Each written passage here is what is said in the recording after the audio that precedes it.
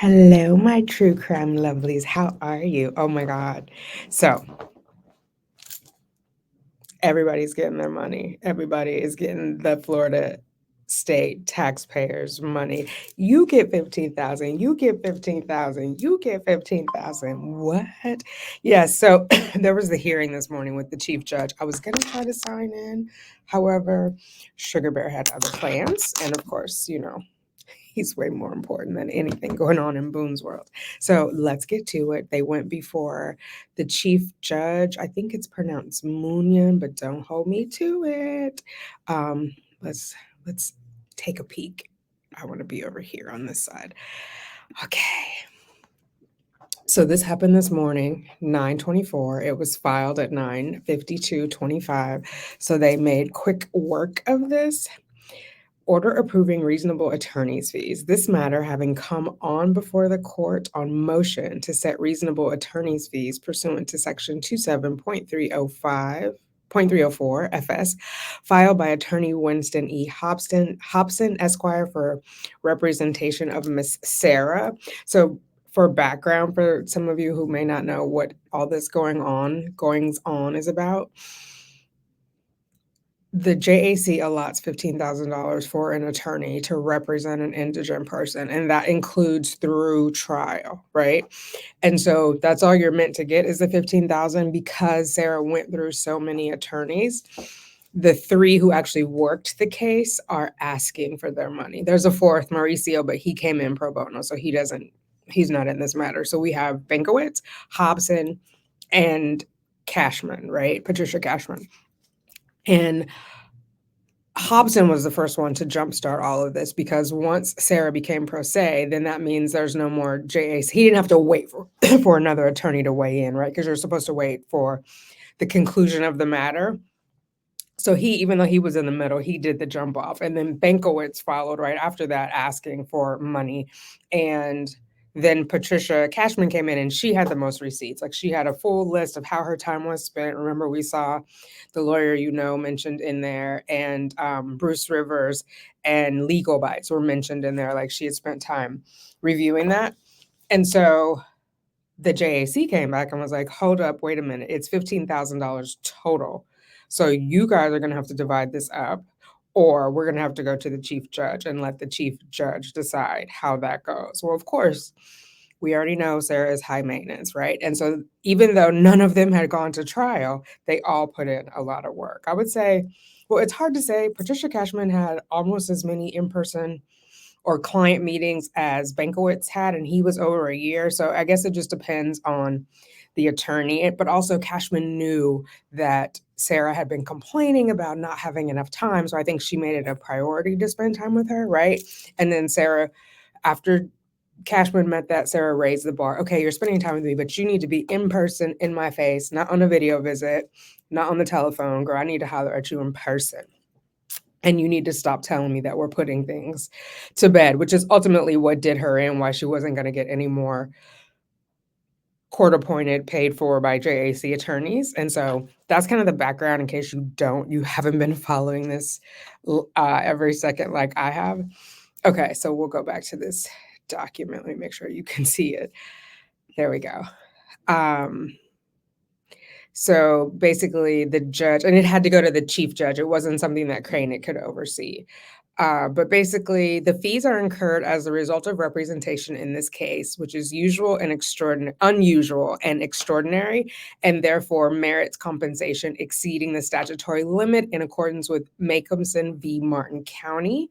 So, right, because in a normal case, whatever a normal second-degree case looks like, it would be just the 15 and that would be it, and JAC could stand firm by that. But because this one is unusual and extraordinary, thanks to our dear defendant, that 200% of the flat rate for all the attorneys in this case would be confiscatory, like taken, like confiscate is the root word, confiscatory. Therefore, counsel is to be paid the rate of $15,000 for the case in issue for 200 hours of billable work. Because of the length of representation in this case of multiple attorneys pointed, the volume of discovery, 2 banker's boxes, and never mind all the digital evidence with like the 1.5, 2 hour interrogation video, all the audio, it was a lot. Depositions. Oh, they have that here. The witnesses, the depositions that had to be taken or reviewed, and the complexity of issues, not intentional. We were having a good day. He comes at me. Counsel is seeking the flat rate. The case involved voluminous pages of discovery, numerous photographs, numerous videos, numerous hours of recorded statements from defendant and several witnesses, hours of jail visits with the defendant, numerous videos of the alleged criminal episode, review of expert witness material, tremendous number of letters from the defendant, reviewed and research of issues, numerous conferences with the investigator and expert witnesses. And I think Patricia Cashman had submitted that Sarah was sending her like 38-page letters, 48-page letters, which, Lord, your hand must hurt, honey. Therefore, it is hereby ordered and adjudged that the amount of $15,000 for attorney's fees is hereby approved for attorney Winston E. Hobbs. So he got all his money. They sent a copy to JAC, Christian Lake. Oh, no, I already had that address. Let me calm down. Berkowitz and, I don't see Cashman on here, but we'll go to the next one. And basically, we have the same thing let's switch tabs. For Patricia Cashman, it's much shorter, obviously. The Chief Justice, Lisa Munoz. So Patricia Cashman adjudged that the amount of $15,000 in attorney's fees and $1,800 in reimbursable costs is hereby approved. So she made copies and a lot of stuff. So that was also reimbursable. So yay, Patricia got her money, which I'm glad because she worked really hard, I feel. And then we have this one for Frank J. Berkowitz, done and ordered. So they are all going to get their money. JAC has been copied on all of that. Who is that? Oh, I didn't realize. Oh, no, his name is Frank J. I'm like, who's Keith?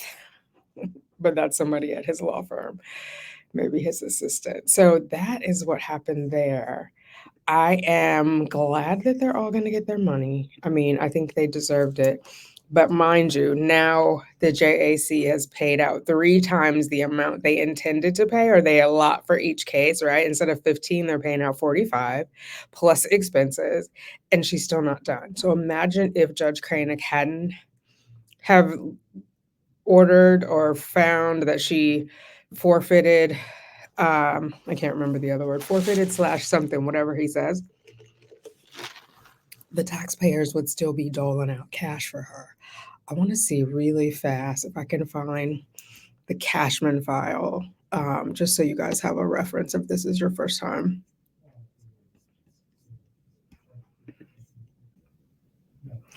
Okay, I found it in case you don't want to go dig through the other video. Here is what Patricia Cashman submitted for her time.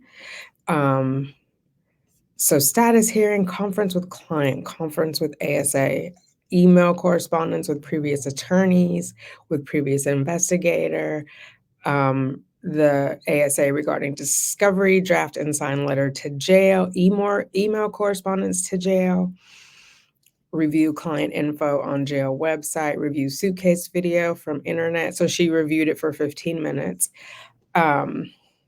What was this? Begin to review progress docket on clerk website, 262 pages. So that took her 3 hours.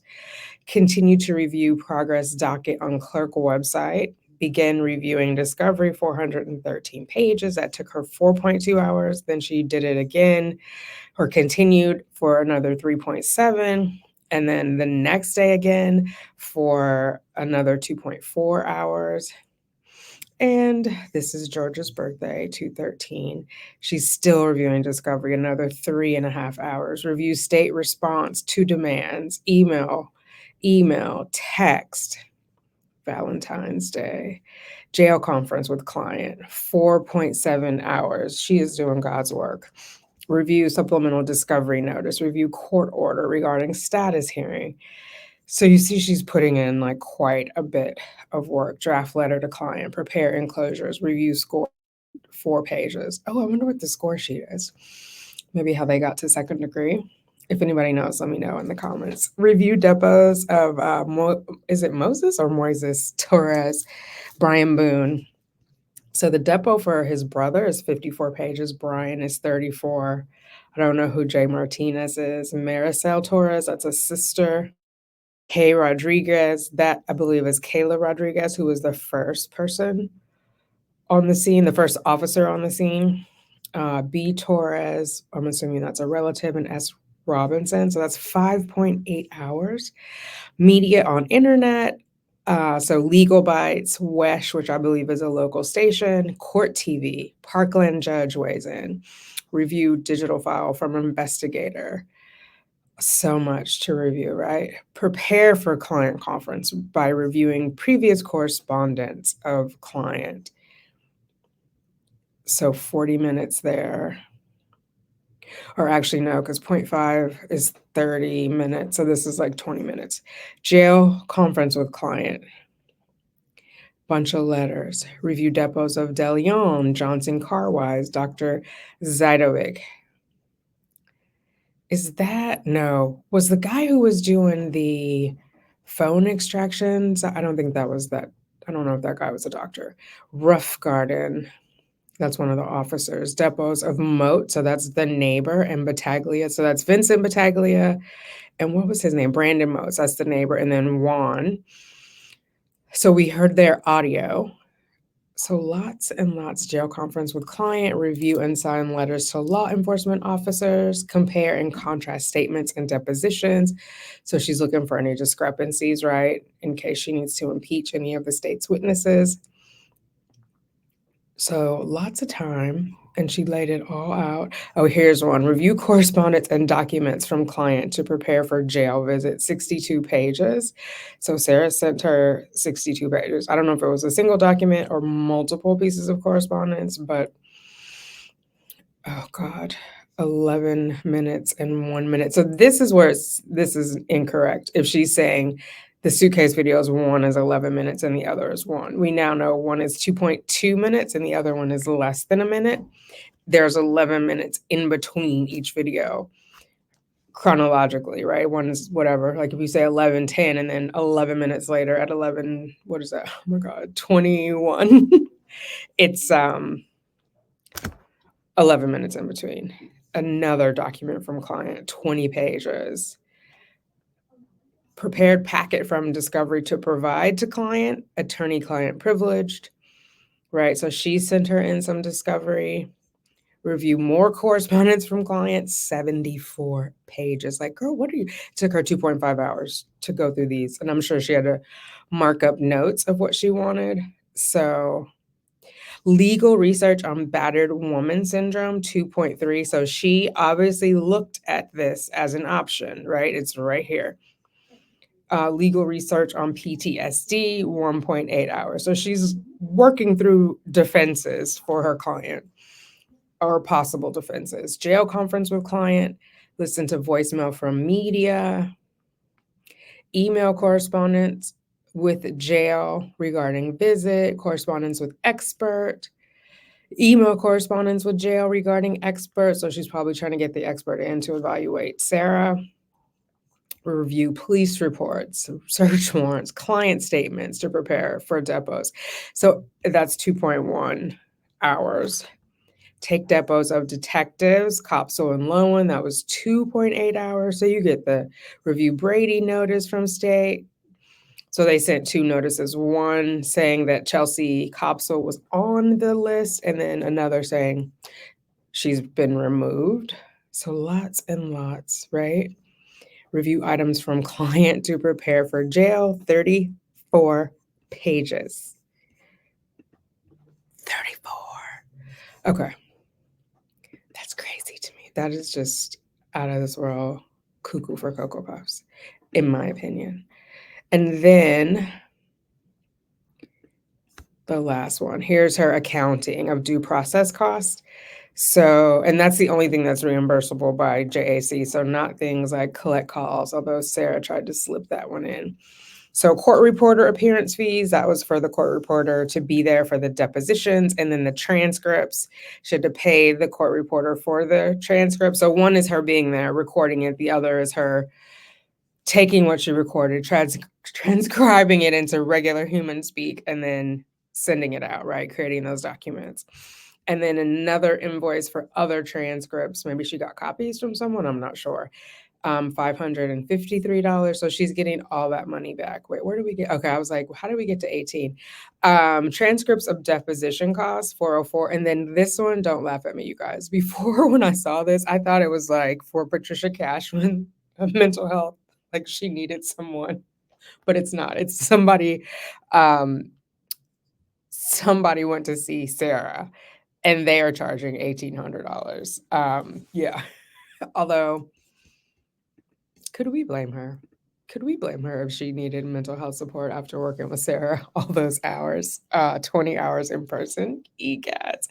All right, so just so you know, everybody's getting paid. I feel better for them. I mean, I feel kind of bad for the taxpayers, but listen, if there are no stopgaps from keeping defendants running amok with defense attorneys and other due process costs, I mean, it is what it is. If you're in Florida, you know, vote, not just with your dollars, but actually vote for people who are going to make change. Because it's one thing to just complain about things and you just like an old lady on a porch. But if you want to make real change, vote. I'm not being political. I don't care who you vote for. Just make your voice count. Okay. Talk to you guys later. Toodles.